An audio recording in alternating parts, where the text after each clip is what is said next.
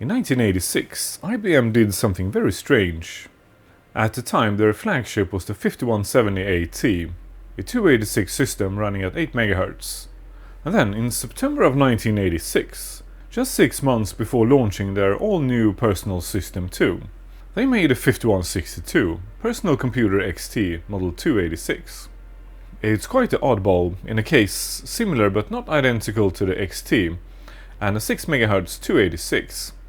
In theory it should be about 25% slower than the AT, but the 5162 has 0 wait states, so even at 6 MHz it's only a few percent slower than the AT. With some overclocking, I think this IBM is going to leave the more modern AT in the dust. The 5162 was only sold for a few months, so there weren't many made. Nowadays these machines are rare collectibles, really hard to find and fetching stupid money on eBay. To make things even worse, I wanted to match my 5162 with a 5154 EGA display and a Model F18. Needless to say, it took me years to collect this set, but now it's finally complete and ready for a restoration. Unfortunately, this project got off to a bad start. I decided to use the display when we were restoring the Canon 286 last Christmas. I should have known better, but I turned it on without checking inside first. Luckily I caught the magic smoke, so we can reinstall it. Oh crap, it escaped again. Okay, it's very early the next morning, but I want to finish this video before Christmas. We might as well start with the display, since we know it's faulty. But first a quick disclaimer, please don't poke around inside CRT displays. They may contain high voltages, even with the cord unplugged. That being said, to get inside one of these, we need to remove these plastic covers on top of the display. I'm gonna try with a soft prying tool, because these guys break easily. Oh, we're in luck, it didn't break. So what often happens with these plastic covers is that this plastic tab here will break off. If it does, you have to glue it back on, and then reinforce on the inside here with some baking soda and glue. Sometimes these covers are not painted. When they're not, they turn mustard yellow. That is easily fixed with some peroxide. In this case they are painted, but my soft prying tool is too thick. So I'm gonna have to use a small screwdriver. Not ideal, but I don't have a choice. Yeah, we're in luck, so this tab didn't break either. That's actually quite rare. I am of course going to wash all the parts in warm soapy water, but before I disassemble the display, I'm gonna clean off this crap here, because it's much easier while the display is still in one piece. I think this is glue, so let's try with some IPA. Yes, it's coming off. I think it's all glue from double-sided sticky tape. Well, cleaning is not fun to watch, so I'll skip ahead here. But this stuff is coming off. Okay, the glue came off. Time to get inside the display. Aside from the 2 screws on top of the display, we also have 2 screws up here and 2 screws down here. I'm gonna leave these 2 in because I think they are holding the PCB inside. So if I'm not mistaken, the cover should come off now. It does. Well, the lid isn't too bad inside, but it has been a home for some spiders. Apparently I won the CRT lottery. I can barely see any soot inside this display. It is, however, completely filled with this crap, so it hasn't been stored well. But that stuff will clean off. But the lack of soot indicates that this display hasn't been used much. So if I can fix it, this is going to be a real gem. It hasn't been turned on since last Christmas. So it is, of course, discharged. Well, I can't see where the magic smoke came from, but that's mostly because everything is covered up with shields. So let's start removing shields. This may look pretty bad, but this is just dry dust. So I think this display is going to clean up really well. So I'm extremely happy with the condition of this display. Magic smoke or not. Magic smoke and spiders. That's nothing compared to a worn out tube. So I'm actually extremely happy with the condition of this display. I am skipping ahead a bit, but there is a lot of connectors, some of which are a bit tricky to reach, and a lot of zip ties that I have to remember to replace. On a project like this, I take a lot of pictures. Let's open up this can here and see what's inside. I was expecting a much simpler design. Apparently EGA displays have a lot of stuff inside. Okay, so that's just the back of a PCB. There seems to be some kind of connector between these two PCBs. I can't quite access these screws inside. So let's try to remove this entire module here. I'm obviously guessing here. So let's see if this will disconnect. I can't really tell if these PCBs are soldered together or if there's a connector inside here. That was a connector. Okay, so that was how it was supposed to come apart. So then I wonder if the power supply will come off in a similar way. Although the power supply is put together with rivets, so we're gonna have to drill those out. Because my guess is of course the same as yours. This is probably where we will find the fault. So now I wonder if there are connectors hiding away underneath here. Like on the other module. Still stuck in something. Let's try to remove these two screws. Ah, yes, there was a tab hiding away underneath here. And that freed up the power supply. What a mess of cables and connectors. Definitely not a quick and easy project. Okay, let's take a peek inside this module. Well, I wasn't expecting to find anything interesting in here. And I was right. Well, this board has been running hot, but I don't think we have any problems here. Although there is something white on these pots. I'm not sure what that is. It comes off very easily. Well, I'm obviously going to wash this board, but I don't think we have a problem here. I almost forgot to remove the knobs. I'm gonna pry them off very gently. Sometimes these get stuck. If they do, they can destroy the actual pot if you pull too hard. Yeah, this one is definitely stuck. I'm not sure, but I think we need to remove this bracket here with the pots for the front panel, because I can't see if those wires are connected to the main PCB or not. So now I think we can remove the main PCB by removing these two screws underneath. I better hold that PCB so we don't damage the neck while we remove it. Well, I can't see anything wrong on this PCB either. Well, aside from all that crap. But I didn't expect to find anything either. So much more stuff in one of these than the CGA display.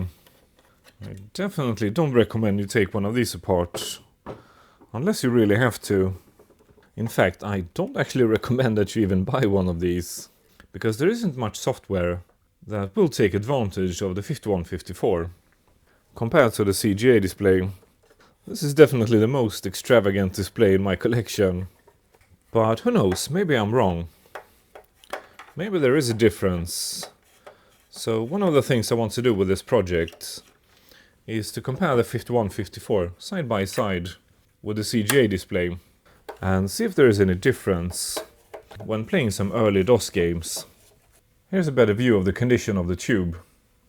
As you can see, it's really dusty and a lot of spider web, but there's hardly any soot. So I'd call this a jackpot. Okay, pool noodles ready. Let's get that tube out. That is a pretty heavy tube for its size. By the way, this is a Hitachi tube with a very long model number.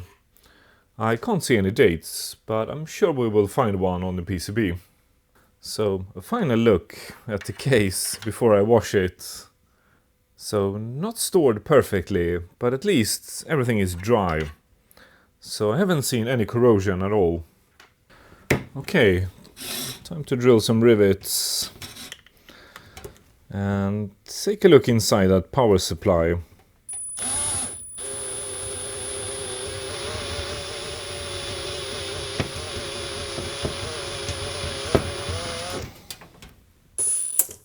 Okay, let's see if that was enough. Not quite. Apparently that wasn't quite enough. So we need to remove the IEC connector and then slide the PCB out.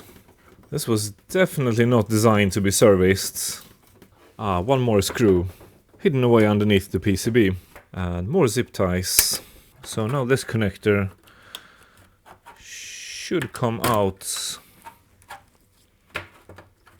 enough so we can feed it through this hole here. Now I think we can slide the PCB out. Now it's still stuck in something. I think we need to remove this rivet too.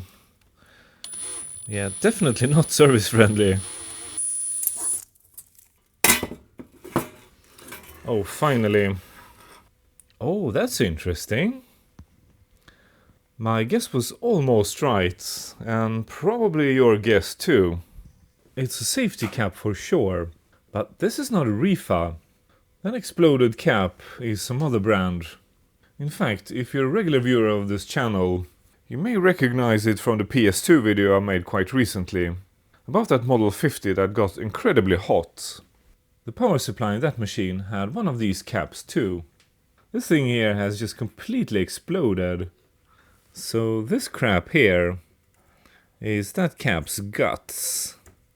It looks like a mix of paper and soot. Well, I guess this answers the question that I had in that video, whether we should replace this type of caps or not. We definitely should. These nasty buggers blow up just as badly as REFAs. I was really curious about what we would find inside here, because when this machine blew up, it didn't smell like REFA. These caps have a completely different smell to them when they blow up. There are two of these in this power supply, by the way. This one is really badly cracked, but it hasn't exploded yet. Let's get these guys off the board. Yeah, look at this guy. It completely lost its guts. These are, by the way, VIMA MP3 caps. And these are 0.1 micro X2 caps, if you're ordering parts for your projects. Well, if you're lucky or crazy enough to have one of these displays, you need to get these guys out. Probably as quickly as possible. Okay, I'm not going to bore you with the cleaning part. So let's move on. We have already restored the keyboard in a separate video. If you want to watch that video, you will find it easily on this channel. I think the title was Restoring Model F18. So let's take care of the crown jewel. It's been over a year since I bought this machine. But I left a note to myself here. And apparently this 5162 is still untested. And my note also says no battery leak. There is a lot of dirt and grime on the case. And there are some really nasty scratches on the lid here. But luckily they are in the middle of the case, so they won't be visible when the display is on top. At the back here we have the 5162 badge. And apparently the protective plastic is still on. So we're gonna peel that off later. This machine is made in New York. And it has an international power supply. And here's one of the reasons why there are so few of these machines left. There is a battery compartment here for a large camera battery. And these things go leaky. And they can completely destroy the entire system. I don't remember if I removed this battery or if this machine came without, but there are no signs of leakage here. So this is one of the lucky few. A couple of the screws are missing, and I don't think these are the original screws. So someone has been messing around with this machine. Well, let's remove these screws, and I'll see if I can find matching screws later. So if you're on the market for one of these, Ask the seller to take a picture of the battery compartments before you take out the second mortgage. This machine still has its hard drive and a 1.2 meg floppy, so those are probably the original drives. So let's get that lid off and have a look inside. Okay, inside here we have this plastic strip here. Don't know why it's loose, but it belongs here. And I think it may be important for the airflow in this case. I think it prevents the air from going in here and instead go this way and cool down the CPU that's just behind here. We'll glue this back on later. There's also a serial number here, but that doesn't make any sense because it's 1 million something, but I seriously doubt that they made 1 million of these. So let's start with this card here and see what we have inside this machine. So first impression, it's quite clean actually. I don't really see any dust. I didn't buy this machine together with the display, so they have obviously not been stored in the same place. Okay, that screw was not the original screw, but I'll look for a replacement later. So what have we got here? Well, it's obviously a graphics card, and it has IBM part numbers and a connector here. Yeah, now I remember. This is an original IBM EGA card. So that is a very lucky find indeed. It doesn't have the card with the extra VRAM here. And if I remember correctly, they are pretty hard to find. But who knows, maybe someone will make a clone card. Although I'm not really sure if there is any software that takes advantage of the extra VRAM. But it would be cool to have. Just like the rest of the machine, this card is very clean. It's not even dusty. Okay, I had a look at -0 degrees. And apparently that expansion card is quite useful. So I checked eBay, but there weren't any cards for sale. But when looking at pictures, it looks very simple. So let's hope someone will make a clone card. Because I think I'm gonna need that extra VRAM if we're going to make any interesting comparisons with EGA graphics on CGA displays. Okay, let's grab the next card. There aren't that many cards in this machine actually. Oh, it's one of those nice amber cards. I really like the look of these. This is just a standard serial parallel card.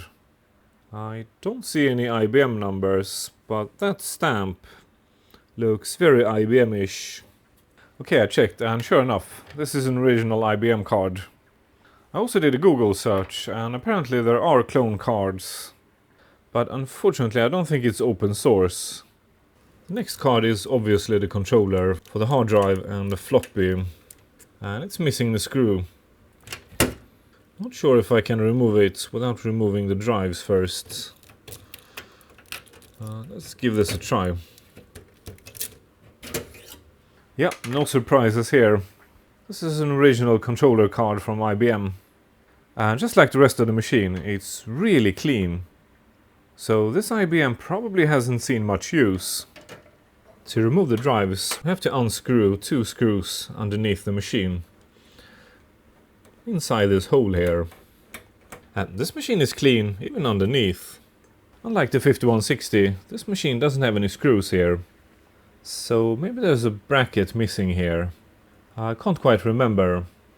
But I think the 5160 had a bracket here. And 1 screw. Yeah, so the only thing that held this drive in place was that 1 screw underneath. To get the drive out, we obviously have to disconnect it first. And then remove this bezel here. And push it back in. And pull it out this way. Yeah, check out how clean this machine is. There's a tiny amount of dust. But that's nothing for a machine this vintage. Next up we have the massive hard drive. That thing looks fantastic. It's absolutely enormous. Unlike the floppy, this drive actually has 2 screws on the side here. But that doesn't look original. Or maybe it is original, I don't know. So with those 2 screws out and the screw underneath, you can disconnect the drive and slide it out. Well, I think that power connector is faulty. So we need to check this. So this massive drive is a Seagate SD4026. Apparently I have done some research here because this sticker is mine. Yeah, the power connector is not okay. It's all flimsy and loose. So I think I'm gonna apply some glue here and then reflow these solder joints because they are probably cracked. Just like the rest of this machine. This drive is very clean. Okay, let's get that power supply out and check for you know what. Well, no rivets in this power supply, but slightly annoying security screws. Definitely not a power supply for an XT. It's an AMTECH power supply, rated for 157 watts. The power supply too looks to be in excellent condition. I can see a tiny amount of dust on the fan. A bit tricky to take apart. Oh, well, I'm glad I checked. Underneath here, there's a big stinking reefer. So we need to get that thing out. This project had enough magic smoke. Usual disclaimer, of course. Please don't poke around inside power supplies. They may contain high voltages, even with the cord unplugged. I think this power supply comes apart some more. I think we can remove this piece too. Slightly odd design. Okay, this isn't going to be fun. We're gonna have to desolder the PCB from these connectors here. Oh, we've got some bubble RAM. That's pretty cool. Although this could be a problem because I'm not sure if they are fast enough. Because we're obviously going to overclock this machine to its limits. And I don't know if bubble RAM is fast enough. I guess we'll find out. And we've got a date here. 14th of October of 1986. So, second month of production. Motherboard is held in place with just 2 screws. Okay, let's start fixing things. So this PCB is held in place with 1 nut here. And the PCB is also soldered to these connectors here. Well, that didn't come off easily. Not service friendly at all. Let's remove that solder and see what's going on here. Well, they look like they should come off easily. But for some reason they don't. Oh, I see, they are bent in place. And then soldered. That's not nice, IBM. So I think we need to heat these tabs up. And then bend them. And now we can remove them. Definitely not an easy reefer to remove. Well, I guess now that we know how it's done, it's not too difficult. But still, slightly annoying. We'll clean this mess up later, when it's easy to access. And now we need to detach the PCB by pushing on these tabs. Oh, the second tab is all the way down here. Not easily accessible. Oh, there's a third tab down here. Okay, now the PCB is free. I think. But the PCB is stuck here because of the power switch. And the power switch is really firmly stuck too. So let's see if we can get it unstuck. And try to remove that PCB again. Okay, now it came free. That's one really annoying reefer to remove. Or if that wasn't enough, I think it has bent legs. Yeah, sure enough. So we need to bend those legs up. Before we can desolder those legs. Perhaps some fresh solder will help. Let's give that a try. Let's make those legs a bit shorter. To make this a little bit easier. Yeah, I think that did the trick. Off you go, little reefer. Yeah, definitely cracked. It has tons of tiny cracks. And one larger crack here. So this guy would have blown. Well, I don't have any .47, but I have a few of these .1 X2 caps. So I'm not sure if this is okay. So comments are welcome. But this is what I have, so that's what we'll use. This cap also has a much smaller footprint. So we need to add an extra through hole.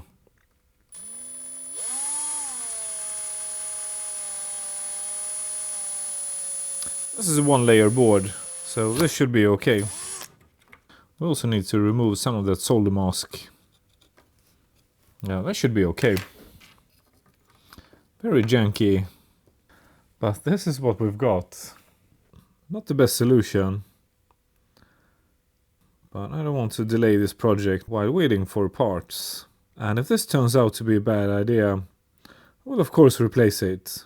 But I seriously doubt that this is going to affect anything. Oh, we need to clean up this mess too. A thick layer of solder went all over the power supply. But we don't want to leave it in here because it could create a short. That cap was a leftover from the Mac 128, by the way. I guess if it's good enough to filter noise in a Mac 128, it will probably take care of some IBM noise too. Next we need to solder back these tabs. I have to say I'm not a big fan of these tabs. They feel more janky than my reefer replacement. By the way, that was not a recommendation. You should of course replace caps with the same value. Okay, power supply cleaned up and reassembled. Next up we have the motherboard. And that of course means exploding tantalums. I'm not even going to bother turning this machine on before we have removed those tantalums. However, I have already made a video with a very similar recap. So I think I'm gonna replace all these tantalums off camera. If you want to see how it's done, check out the 5160 video on this channel. In that video I go into detail on how this is done. Oh, I see something weird here. The EEPROM doesn't have a sticker. That's a bit odd. Well, that's an easy fix. And here's our 286. The crystal and the clock driver. Since we're going to overclock this machine, we need to put these two chips in sockets, because they can't go faster than 6 MHz. Perhaps the weirdest thing about this board is the RAM. So the RAM on this motherboard consists of these chips here in sockets. And then we've got two 30-pin SIMs here, 256K of bubble RAM each. So how's that for a weird RAM? These are, by the way, 150 nanoseconds, so they may actually be fast enough for overclocking. But I'm not sure, so we're just gonna have to test. As for the bubble RAM, oh, these are in plastic sockets, so I'm gonna leave them in for now. I don't want to stress that socket more than necessary. And we'll remove them only once, when and if we need to replace them. This board has one 33 micro 16 volt cap here, and the rest are the usual 10 microfarad 16 volts. I'll replace them real quick, and we'll do something more interesting on camera. Okay, that was the last happy cap. This board was a pain to recap. That ground plane was incredibly thick. It just kept sucking up all the heat. It was worse than the XT board. Problem is, we can't just crank up the heat, because that will destroy the board. So the only thing we can add really when recapping these boards is patience. Check out how thin the copper is around these through holes. That thin piece of copper is not going to like high temperatures. To overclock this board, we need to replace this 286, because it will only go up to 6 MHz. And then we need to replace the crystal, which, funny enough, is in a socket. It's almost like it's made for overclocking. But then again, it's not, because IBM didn't want this machine to compete with their more expensive 5170. So they built in some code in the BIOS that will prevent this machine to boot if it's overclocked. So we're gonna need to replace these BIOS chips too. We have already talked about the potential problem with the RAM, so we may have to replace these chips for faster chips. And perhaps the bubble RAM too. But all that is not enough, because this 82284 clock driver is only good for 6 MHz too. So next thing to do is to put it in a socket. Same thing with this chip down here. The 82288 bus controller. It will handle up to 8 MHz. But I'm an optimist, so let's put it in a socket too. Oh, these chips have bent legs. Just like all those tantalums. Makes the desoldering process so much slower. Well, I'll skip ahead here until I have desoldered these two chips. If you are ordering parts for your projects, you're gonna need one 18-pin socket and one 20-pin socket. Well, it's almost Christmas now, so for Christmas last year I got that fancy EGA display. I guess fixing it and making it useful again would be a pretty good Christmas present this year. By the way, you don't really need that display to run on one of these systems. In fact, a VGA display would make a bit more sense, being a 286 system.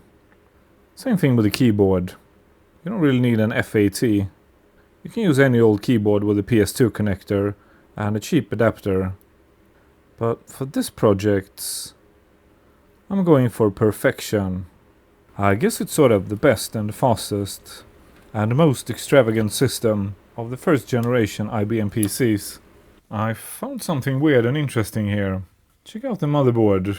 It's stamped with 466 in a typical IBM style, as with this number here. Now check this out. Underneath the speaker, on the chassis in the corner here, is a rather fancy badge that also says 466. It's a really thick aluminium badge, and it matches the IBM badge on the front of the PC. So that badge and that stamp on the motherboard must have been placed there by IBM.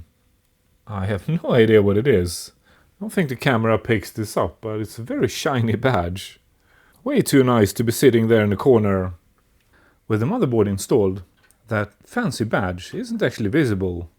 It's hiding away underneath the motherboard. The chassis was already nice before I cleaned it, but after some cleaning it now looks perfect. I applied some glue underneath the connector on the hard drive and left it to dry, and then I reflowed these 4 solder joints here in case there were any cracks, to avoid any potential problems with a bad connection. Well, I have my doubts that IBM placed this rail here, but I'm going to reinstall it like this for now, and maybe someone can tell us in the comments if other machines have this rail too. It looks rather misplaced and doesn't make much sense here. I managed to get the old glue off that plastic strip and then applied some fresh double-sided tape. A small detail, but it could be important for the airflow. I don't think IBM would spend the money unless they thought it would be necessary. There is a switch block on the EGA card. By changing the switches, you can use the EGA card with an MDA display or a CGA display. But the way these switches are set doesn't match any display, so I don't really know what display this machine was used with. For EGA graphics, we need to set the switches to up, down, down, and up. According to -0 degrees, this should give us EGA graphics. I have borrowed the missing screws from a future project for these cards and for the lid. The case cleaned up really well. It does have a few scratches, but aside from a few large scratches up here, it's in a pretty good condition. So while we are here, I think it's time to remove that protective plastic and expose that minty IBM 5162 badge. And since we are back here, may as well install one of those silly camera batteries. And of course it's a Varda. I think I'm gonna replace that battery with something more modern, but not today. I cleaned the tube with a hoover and a brush, and it looks pretty much brand spanking new. And the rest of the display was washed in warm soapy water.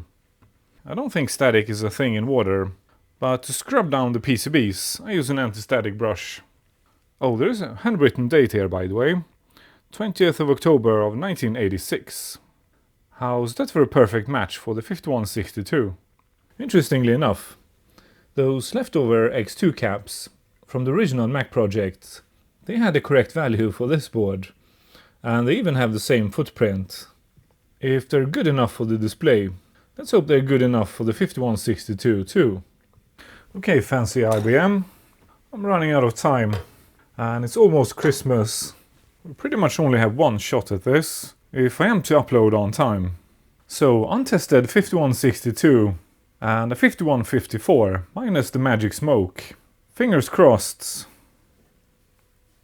Okay, we've got high voltage. So far so good. Now let's flip that switch. Oh no, that thing is dead as a doornail. That thing is completely dead. It's doing absolutely nothing. Well, I think we have a few more minutes to do a quick check and see what might be wrong here. Okay, let's check those fuses in the power supply. And since it's almost Christmas, I might as well open up some Christmas presents. So this multimeter was sent in for free from Kai Wheats. I think it has a rather interesting design, so I gladly accepted. It's sort of absolutely tiny. I think the idea here is that it's so small. You can hold it in one hand while you do measurements. That's pretty cool. And batteries included. That's excellent. Yeah, very unusual and interesting design. It only has 3 buttons here. Oh, it's got an auto mode. I'm not going to read the manual. I'm just going to press these buttons and see what happens. I think this is continuity.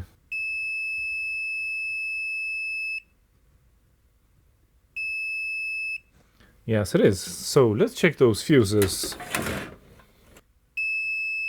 Well, this one is good. And this one too. Ha! That sucks. Oh, this is embarrassing. I forgot to connect this PCB to the main PCB with this cable here. What a silly mistake. So no wonder this power supply wouldn't power on. Well, I'm gonna leave it in. Of course I make mistakes. Luckily, so do you. Okay, silly mistake fixed. Let's try again and see if I get a working machine for Christmas this year. Let's turn the display on. We have high voltage. Fingers crossed. Oh no, it just made a noise. And then nothing. Yes, it does make a noise. And then nothing. And the LED on the hard drive flashes very quickly. So I think the power supply shuts down. Quite possibly because of a shorted tantalum. We might as well check. So when the power supply shuts down after less than 1 second, that sort of indicates a short. Since we have replaced all the tantalums on the motherboard, it's probably on one of the cards or on one of the drives. So let's remove some cards and disconnect that hard drive. Well, at least I tried to make a nice looking ending to this video with Christmas lights and all, but this is the reality. So everything disconnected except for the motherboard. Let's flip that switch and see what happens. Yeah, my guess was right. The fan in the power supply spins up. So one of the things we disconnected probably has a shorted tantalum. Let's find out which part it is. Okay, hard drive connected. Okay, it's not the hard drive. The hard drive spins up. And it sounds absolutely crazy. I love these massive old hard drives. There are some seriously large moving parts inside this drive. Okay, let's try with the floppy drive connected. Okay, so it's not the floppy drive. And all of the cards and drives have tantalums on them. So this is actually a pretty common fault. Let's try that serial and parallel card. Oh, there we have it. Here's our faulty tantalum. So one of these guys here didn't want me to make a nice ending to this video. Well, I'll order some caps and replace them. Okay, lesson learned. Remember to replace all the tantalums, not just on the motherboard. I actually think I have in my 5150 and my XT. Okay, so let's try again. Yep, definitely high voltage. Fingers crossed. Well, no surprise, the fan spins up in the power supply. And hard drive starts spinning. Well, nothing on the screen yet. Oh crap, we're getting nothing on the screen. No, I don't think we're getting a happy ending to this video. Unfortunately. Well, at the very least, let's find out if the problem is with the PC or the display. Okay, I pulled the graphics card from the XT. This is an AST3G256 Plus. I'm using this card to get EGA-like graphics on a CGA display. But this card can also do proper EGA graphics. And it also has 256K on board. So this card will do fancy graphics without an expansion card. I have changed the switch block and the jumpers, so it will now display EGA graphics on an EGA display. Let's give this a try. Okay, let's see if that graphics card was faulty. Fingers crossed. No, we're getting nothing on the screen. So unfortunately that VMA cap seems to have destroyed something else in this EGA display. That sucks. Okay, let's try the 5162. I have changed the display to a CGA display. And changed the jumper settings on the AST card. Let's turn that display on and see if this works. Well, that's a bit odd. I'm getting a blank screen. So maybe that fault isn't with the display. Maybe something is wrong with this machine. Oh, there is actually one switch that I need to check. Okay, I checked. There is a switch on this motherboard. For EGA graphics, it doesn't matter which position it's in. But for CGA graphics or MDA graphics, it does matter. And it was set to MDA, so let's try again with that switch correctly set. Okay, now the screen goes black. But we're not getting any graphics. Well, I did not expect this. Yeah, this motherboard doesn't post. So this is not likely a graphics issue. Okay, first a quick test. With the CGA display, the AST card in the XT, just to make sure the switches were correctly set on the AST card. Oh, they were, but I had to crank up the brightness and the contrast to get a picture. Let's try the EGA display on the XT. Okay, EGA display hooked up and switches are changed for EGA display. Let's try this. No, this isn't working. Crap. So are the display and the 5162 both broken? I find that very unlikely. Okay, let's try the EGA display with the original IBM EGA graphics card in the XT. No, we're getting nothing. It's extremely unlikely, but I guess it's possible. The 5154 and the 5162 are both broken. They're just completely dead, both of them. By the way, I checked the switch block in the XT, and it's correctly set for EGA graphics. Okay, it's the next day, and things got a little bit weird here. So I ran out of time, and I actually uploaded this video to my patrons. But then I managed to free up one more hour today. So I'm going to add this to this video. So first I double checked all the tantalums and made sure that I hadn't installed them backwards. Unfortunately, they all checked out good. I then pulled the bubble RAM and tested both modules in my PS2 Model 30. And they tested good, so these RAM sticks are fine. Next I disabled all these RAM chips here with jumper J10. In case one of them is faulty, the system doesn't need it to post. And we'll just enable them again, once this motherboard is working again. Next I decided to check the post codes. And the system just cycles between FF, FE and DD. So then I made a couple of new EPROMs with Recess Army BIOS. And now we're actually getting some beeps. And the system hangs at 10.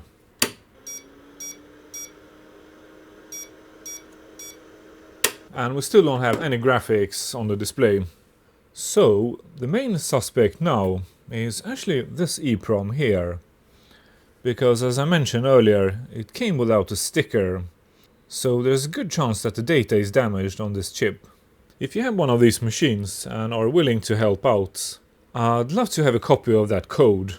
Then I could reprogram that chip and see if it helps. And as always, if you have any thoughts about what the problem might be, I'm always interested to hear. I will leave this board on the bench, at least for a couple of days. Well, that was a pretty lousy Christmas present. I was hoping to enjoy this machine this Christmas, but apparently I need to record a repair video before we can overclock this machine. So hit the bell icon below and set it to all if you want to join me in the next video, despite the lack of progress in this video. And now is a good time to watch the video where we restore the 5160 XT, or the restoration of the matching FAT keyboard for this project. I will end this video by saying thank you to my patrons. I appreciate your support. If you want to support me too, consider becoming a patron. Patrons get early access whenever possible. You can also support me with a like and a comment. If you're a regular viewer, consider subscribing to this channel. Thank you for watching, Merry Christmas, and I'll see you next week.